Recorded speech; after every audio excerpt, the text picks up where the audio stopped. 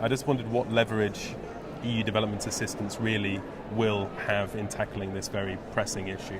The leverage would be in combining more funds on a regional scale, and preferably also to advance the idea of bringing this all together in an EU trust fund, which we're thinking of proposing, where at least for the Sahel region, for instance, we could have a number of geographic programs, regional programs, and both programs from sub-Saharan Africa, the neighborhood, preferably also with member states, coming into a broader strategy where you could address issues such as what is happening in Niger, what is happening in Mali, stabilize some of the more porous areas in a conjunction with governance, but also in a conjunction with livelihoods. And what is the time frame on this trust fund proposal? Well, this is something which we would like to have firmed up, preferably by the Malta summit. As I say, we're talking here to development practitioners. Yes. You asked me by my personal view on what we could do. I think we still, in terms of optimizing resources, this is one of the ways we could become more responsive.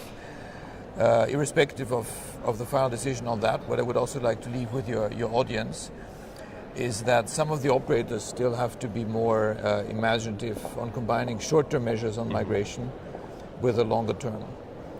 And what we have not yet fully grasped is to look at the Sahel, the Horn of Africa, project this into 2020, 2030, and work backwards also in the longer ways against these trends.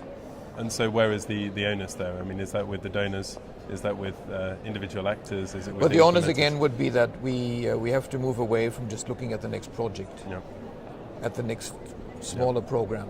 And this is also a lot of the organizations involved in that, who just have sort of an annual, biannual, multi-annual view. And I think we as European Union, we are ready in 3-4 year frameworks, but it should be actually, we have to start moving into decade-long thinking on migration, on mobility, if we want to get that equation right. But the opportunity is there, absolutely. But what do you think the impact would be then on some of your development partners, the implementers on the ground implementing the work? What would the impact on them be of moving towards a decade-long financial framework?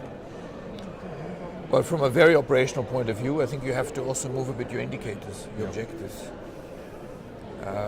And you should present also food security projects, not just in households improve, but also in potential migrants stabilized, for instance, and put this in a larger scheme. And this is also then the interesting part where you can continue to correlate whether or not we are successful in actually addressing the root causes of migration, in conjunction with what is happening with the migratory pressures towards Europe.